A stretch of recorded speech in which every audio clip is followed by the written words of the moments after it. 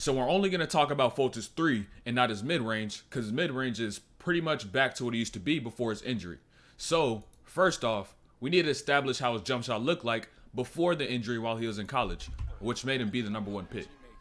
And so I want you to notice his fluidity in the shots. Now, we usually get two types of shooters: one motion shooters and two motion shooters.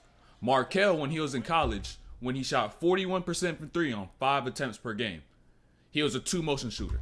And now pay attention to these next makes.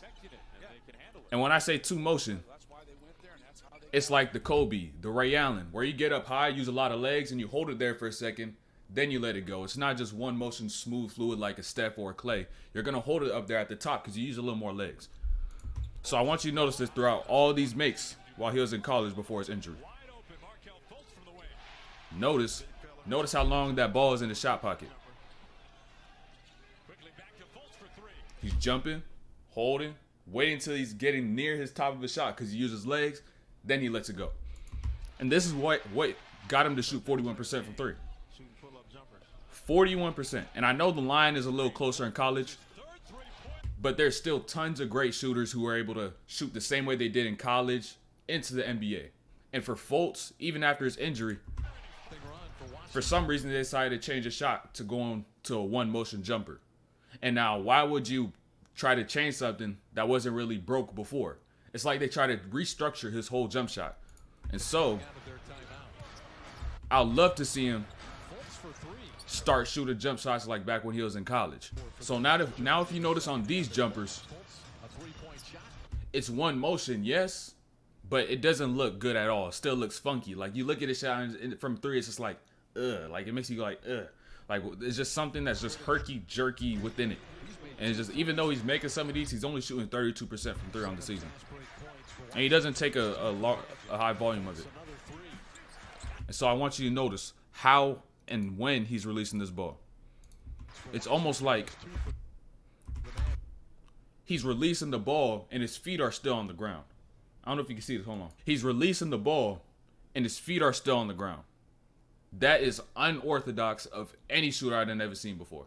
And now, if Fultz's old shot was him shooting two motion, him getting off the ground, getting some lift, and letting it go and shooting 41%, that's what he needs to go to instead of shooting like this where he's shooting 32. Even after the injury, he should try to get back to what he was before. So I don't know who's trying to fix his jumper and make it to what it is now. And so if he was shooting like this and still shooting 40%, 38%, or a good percentage, by any means, go shoot like that. Shoot like that all you want, man. Because like you see guys like Tyrese Halliburton with the unconventional jumper, or KD, or any of these guys, and their jumper is at a high percentage. It's because it works. If it ain't broke, don't fix it. But if it's broke, you should fix it. And this is clearly a reason to me what Fultz should do to fix a jumper. And now throughout, I'm going to just show more clips of him shooting the same way. It's not like he just shoots like this every now and then or whatever. The fluidity is all still the same. His jumper, same, like notice that. Like look at the fluidity on it. He's letting the ball go and his feet are usually on the ground like I showed you in that last one. That's just odd. And so what does he need to do? Add more legs. Just shoot it like you did in college where he had those legs underneath him, and that'll get rid of that little hitch he has as he goes on his way up, because now he's not worried about having to be just all smooth and whatnot, but it's natural to him to shoot as a two-motion player. And if you think that he can't shoot with legs anymore, he still shoots his mid-range with a ton of legs, and it looks pretty much like it did in college. It's pretty much identical. It's pretty much identical for the most part. Forget the outcome of the shot and notice how the shot looks like. Notice how it looks like. It's smooth. Like you'll see him shoot this jumper, you'll be like, oh yeah, he got a nice little jumper. You'll see him shoot from the mid-range and be like, that's nice. Because you shoot threes different from how you do twos. Twos, you need to get a little more legs.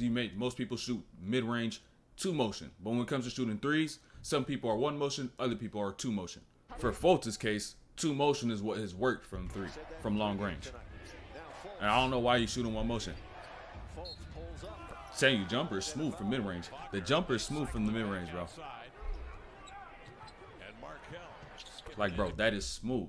And if you can't say he can't shoot with legs, he's shooting with legs clearly on the mid-range. So just take that same thing, put it to the three. Because when you put it to the three before your injury, he was shooting 41% on 5 attempts a game. It's not like he was taking 2 attempts, shooting 40%. 5 attempts a game. He wants to say hello and Rip City to all the fans. Smooth. Butter. I'm telling you, if he makes that change, that could be a huge difference for the Magic and their success going forward. Because the only thing they really need is 2 backcourt players. Now, if Fultz is able to fix his jumper, shoot around 37, 36%, be able to knock down open threes consistently, then that takes away the need of trying to go out and get a Van Vliet in the offseason or a starting point guard in the offseason and just focus on getting the 2 guard who can play 3 and D. Or even just be another scorer. At least 3 and D. At least 3 and D because they don't got too many shooters.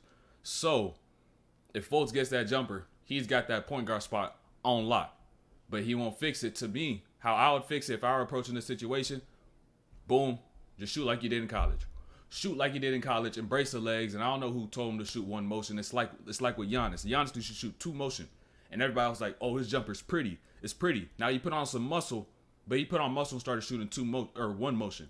And that just messes up the whole fluidity of his jump shot. So if Fultz is able to do that, then Fultz could get that point guard spot on lock in the future. But don't think because he don't got a jumper, he don't got any more game to him. He still got his finishing. He still got his handle. He still got his quickness and athleticism. And I just got a couple clips I just want to show y'all from this Wizards game because he had a great game. He had like 23, 8 and 6 or something along those lines. Like he's still finishing in the paint in the mid-range at a high level. It's just that it's a little harder because he doesn't have that 3 that he could consistently knock down. So they're just sagging off of him, playing off of him, and it's just so much harder to score when you don't got a jumper. So overall, if Markelle Fultz could change his jumper back to a 2-motion jumper like he did in college, where he shot 41% on 5 attempts a game, the Magic could be a 500 team in my opinion. Because you see Fultz with these games where he's dropping 20, 15. He has like 15, 8 and 5 or 20, 25 and 25 and 7. But imagine if he had a 3-point shot. And imagine how much easier the game will be, not just for him, but for Paolo, for Franz, for Bull, for Wendell Carter. All these guys, the games would be easier for all of them too because now the court is more spaced out. At the moment, they don't got shooting, and Fultz is that guy that they're just sagging off of and is going to clog up the paint. Now, Fultz gets defenders to step up. Now he got his handle. He got his mid-range. He got the 3. He got his finishing. He got all those things. And he's got that point guard spot on lock. And all the Magic need is a 2 guard to take them to the playoffs. And so now, make sure you subscribe, like, turn on notifications. Hidden highlight videos dropping daily. Pat DOR coming live soon to Twitch. Same as YouTube. And we out of here.